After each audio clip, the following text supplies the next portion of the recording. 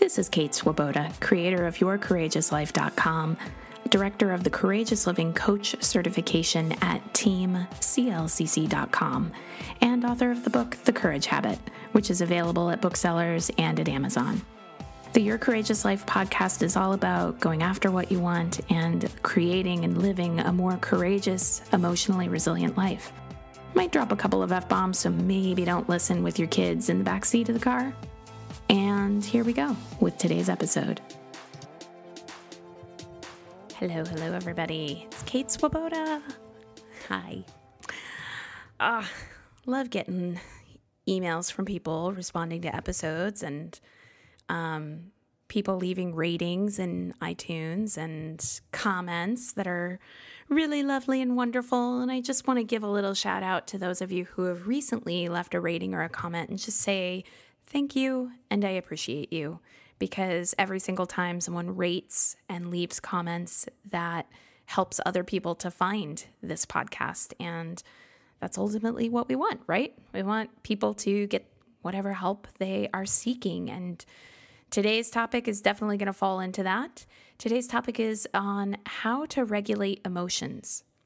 And I'm thinking about this topic not from a perspective of what do you do if you have clinical depression, anxiety, bipolar disorder, things that are really in more of a need of an intervention of a therapist and that level of support. I feel like I don't want the world of coaching or the world of self-help in general to dance around emotions as if they are to be pathologized. So that's why I want to do an episode today on how to regulate emotion. And yet at the same time, if someone is needing far more help than a podcast episode can provide, I want you to have that help. I don't want you to think, oh yeah, got it. How to regulate emotion. Here it is. If you need more help, I want you to get that help. So it's always a little bit of a nuanced topic. And I don't know, I guess I just need to put a note in here real quick to say that as a podcaster / human being, I often think that the world and the complexity of human experience is so nuanced, and one episode cannot possibly encapsulate everything that could be said on this topic. So always continue to learn and, of course, make sure that you're getting the help that you need to navigate your particular challenges. We all have challenges, and there is no shame and no harm in getting help for them. So, all right, how to regulate emotions. Let's dive into this a little bit. And first, let's do even a little bit more clarification, but so that you can really understand what I mean when I talk about how to regulate emotions. Because I am not going to talk today. I do not mean how to regulate emotions as in pretend not to feel the stuff that's difficult, or just stay high vibration. Don't pay attention to the negative. Just think positive. Or probably the least helpful of all in my personal experience, I'm talking about my own life here. Oh, just stay calm. Calm down. Is there anything more aggravating than when you're really feeling stressed, annoyed, pissed off, sad, and someone's just like, you just need to think positive. Just calm down. Yeah. It doesn't feel good to have someone telling you not to feel what you feel. So we're not talking about that. But what I will be talking about today is regulating emotions in terms of, there's a point when an emotional state just isn't helpful. So that's what we're really getting into today. So if you want to know how to regulate emotions, first thing to know is that all these examples I just gave about don't feel the stuff that's difficult, just think positive, that's denial. And denial doesn't work. Pretending you don't feel what you actually feel, it doesn't work. Numbing out doesn't work. Only paying attention to what's positive, actually that probably would work, but as the saying goes, nice work if you can get it. Only paying attention to the positive, like really, truly, like you only pay attention to the positive, that is a skill. And if you have mastered that skill, you probably do not need to be here learning about how to regulate emotions, right? You're probably good. So this is for the rest of us. And I consider myself to be in that rest of us camp. So here's what does work when it comes to how to regulate emotions. What does work is awareness practice. Awareness precedes regulation of emotion. And because I think this is one of the places where adults strive most often to regulate their emotions, I'm going to give a parenting example today. And this parenting example can apply if you have kids. This parenting example can apply if you don't have kids, but you just feel like you've got a lot of annoying, frustrating people around you who act like children. Coworkers, family, in-laws, friends who are all into the drama. Like you probably with those people feel some stuff in response to that frustration, and you're trying to regulate it. You're trying not to just like blah, all over the place, right? So I'm going to give a parenting example to talk about how we can bring awareness to our lives and how awareness precedes regulation of emotion. So let's say that your kids are being totally annoying and you have resolved, I am going to be patient. I am going to be patient. I'm going to be patient. Let's just say that maybe you've got a 4-year-old who is insisting on doing everything herself. And logically, as a parent that developmentally, that's a pretty normal thing for a 4-year-old to be doing. And yet, you also notice that you feel like if you have to stand by the door for 10 minutes one more time waiting for her to button up her coat, you might have to take up day drinking as your new hobby because OMG, 4-year-olds are slow with those buttons, and when they do not want you to help and they're like about to lose it if you try to help one more time, it's just like, So let's use this example. Awareness preceding emotional regulation. This is one of those moments when I think 99.9% of the people out there are going to go, yeah, I want to regulate my emotions here. I don't want to lose it on my 4-year-old. So your work as your 4-year-old fumbles very slowly with the buttons and gets one halfway in and then, oops, loses it. Got to start over. And yet you're standing there. You need to get out the door. You trying to help. 4-year-olds like, I can do it. It's so cute how they say that. When it's not frustrating, it's very cute. I can do it.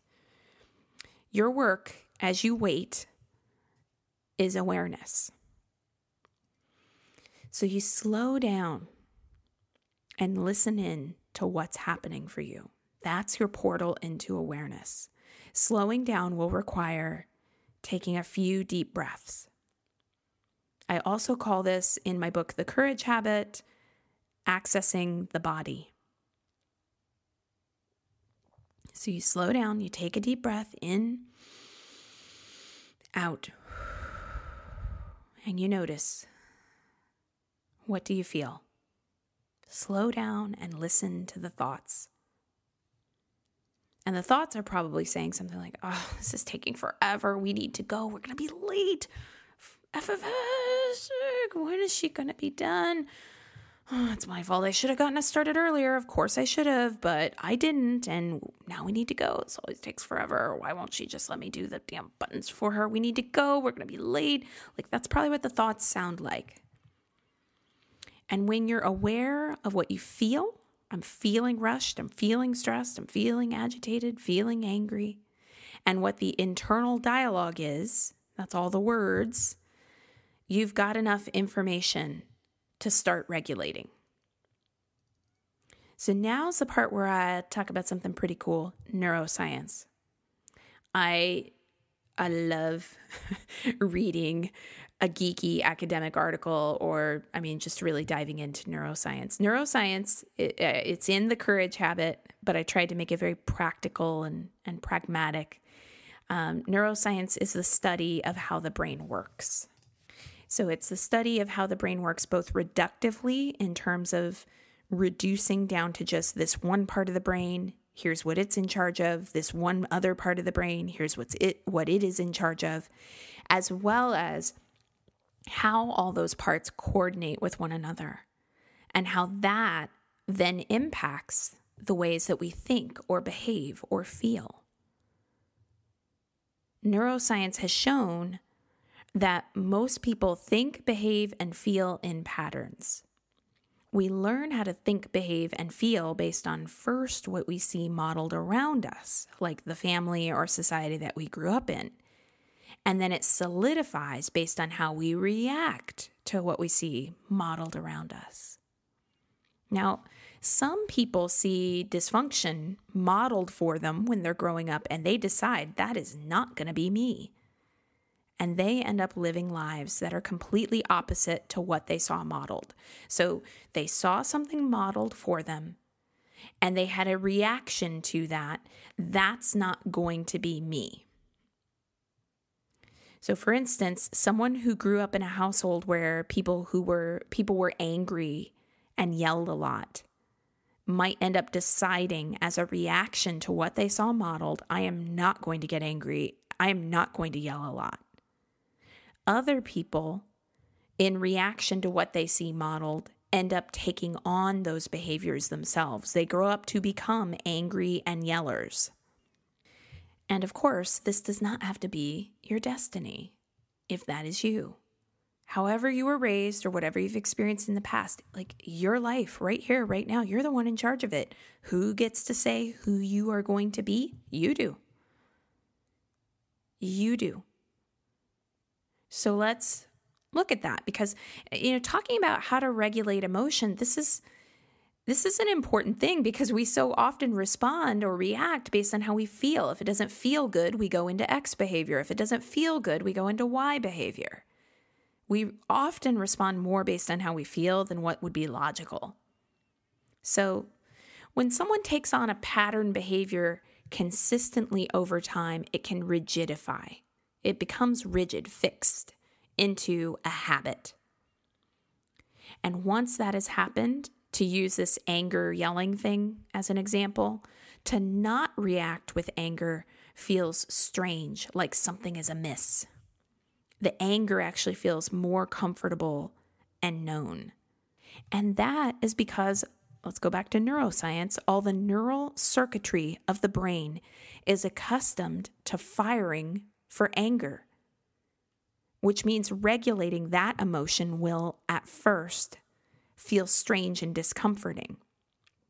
And then this is where things get tricky, because if you have habitually responded to things that don't feel good by going into anger, and then you're trying to change that pattern, but not going into the anger feels really strange and uncomfortable, then that is probably going to have your brain firing more anger to deal with all the strangeness. I will speak to this from personal experience. I grew up in a household where there was a lot of yelling, and as a result, I became very comfortable with anger. My default response when I am feeling impatient, my daughter's no longer 4, but when she was, and she just had to get all those little buttons, was to feel angry. And I knew logically, this is not a logical response. Developmentally, she's 4. This is what 4-year-olds do. They want to do things themselves. They're trying to individuate, get more independent. They're trying to learn skills.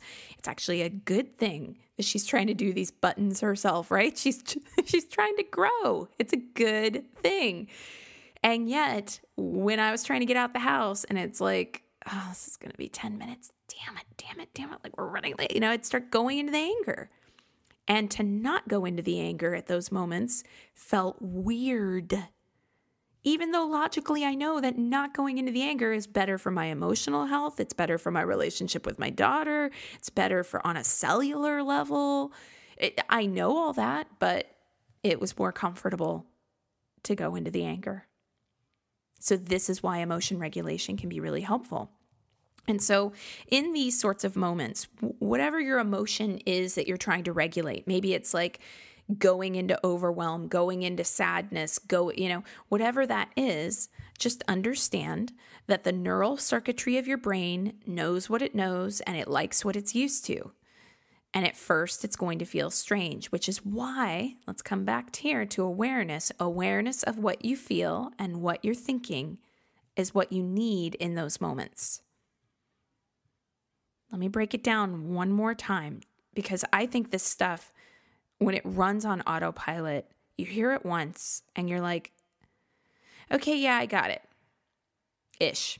I'll do that next time. But it's like, no, really think of an emotional state that you would like to regulate, not getting triggered by blah, blah, blah, blah, blah, annoying person. Not getting upset when things don't go according to plan, not trying to control things, not spinning into overwhelm when you're trying to write your book or create your business. Awareness of what you feel, awareness of what you're thinking. So to go back to this example of, waiting for a 4-year-old to get the buttons with those tiny little fingers. Awareness of what you feel. I feel angry. I feel impatient. Awareness of what you're thinking. I wish you'd hurry up. We're running late. The awareness itself, if you will just take that one step, that's a huge piece of the puzzle. With awareness, you get out of reaction mode, where that angry loop or overwhelm loop or sadness loop or frustration loop, whatever it would be, would just keep running over and over. You slow down.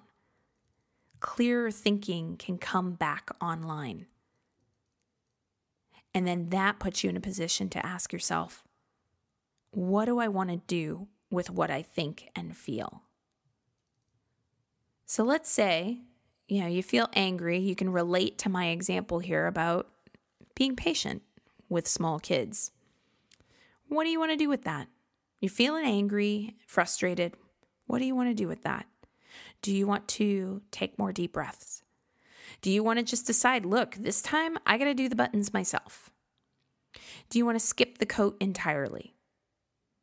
Do you want to load your kid into the car and say, look, you can do the buttons in the car? Do you want to focus on gratitude? That was always my go-to. Okay, slow down, take a deep breath, Kate. Like, how great is it that eventually with practice, she's going to get better and better at those buttons? That's what I would do. You're thinking things. That's what do you want to do with what you feel? And now let's get to what do you want to do with what you're thinking? So if you're thinking things like, I wish they'd hurry up, we're running late. What do you want to do with that? Do you want to remind yourself, this isn't helpful? These thoughts aren't helpful. They're not productive at solving the problem of lateness. Do you want to make a decision? You know what? From now on, we're always going to head out the door 10 minutes earlier than usual. Do you want to just stand there for the 10 minutes, be late today, and then go, you know what? I think every single day this week, at a moment when I don't have to get out the door, I am just going to sit this kid down and we are going to do a serious set of practice rounds of buttons. That's what we're going to do. Maybe it's time to get a coat with a zipper. There are a lot of options for what you can do with what you feel, what you can do with what you think. Emotion regulation starts with awareness of what it is that you even want to regulate. Just telling yourself, I got to calm down, without first bringing in awareness isn't going to work. It'll probably feel like gritting your teeth and suffering through the emotions rather than consciously and intentionally getting grounded so that you can regulate the emotions. The more awareness you bring, the more you are empowered to decide. Remember, you choose. You decide. It's your life. You get to decide who you want to be, regardless of circumstances. And if you don't consciously decide who it is you want to be, your 4-year-old is going to learn their buttons, and then there's going to be something else that you're annoyed about. So rather than just kind of careening through life, bumping up against the sides of things, I'm annoyed, I'm going to go over here, I'm annoyed, I'm going to go over here. How about you learn to deal with what you're bumping up against? When we've spent a long time with a certain emotional state, especially one that feels big and difficult to control, how to regulate emotions feels like a really strange concept, maybe even an impossible one. But with time and awareness, you can figure out how to regulate emotion so that you authentically feel what's real, It's not about trying to bypass the emotion. Feel what's real without letting it control you. And as is typical of a life coach, which I am and proud, I'm going to give you a practice. And the practice that I'd like to invite you into is one of deciding that for the next 24 hours, you're going to pick one emotion that you want to regulate. And you're going to bring your attention to how you feel and what you're thinking. And then ask yourself, what do I want to do with what I'm feeling and what I'm thinking? You don't even have to do any of the things. Just tap into the power of awareness. I think you're going to be pretty happy with what you see emerging, because wow, it is powerful to start getting aware and going, you know what? I'm not stuck in this. There's an opportunity here for me to choose who I want to be. And I'm going to choose it. All right, that's today's podcast. Thank you so much for listening to today's episode. You know you can continue the work and the fun if you want to. Head on over to yourcourageouslife.com/begin and become a Your Courageous Life subscriber, because as soon as you sign up, you get access to an entire library of worksheets and audios and other bonuses. And of course, you'll be receiving more courage in your inbox. And who wouldn't love that? You can learn more about the Courageous Living Coach certification at teamclcc.com. You can get the Courage Habit at your local bookseller, on Amazon, wherever you like. We can even connect on social media. I'm on Facebook at Your Courageous Life. So look for facebook.com/Your Courageous Life. And I'm on Instagram as Kate Courageous. And I'd love to connect with you on Instagram. So here's to you using these courageous tools in your life and creating a real ripple effect of good. And again, thanks so much for listening. I love it that you're here.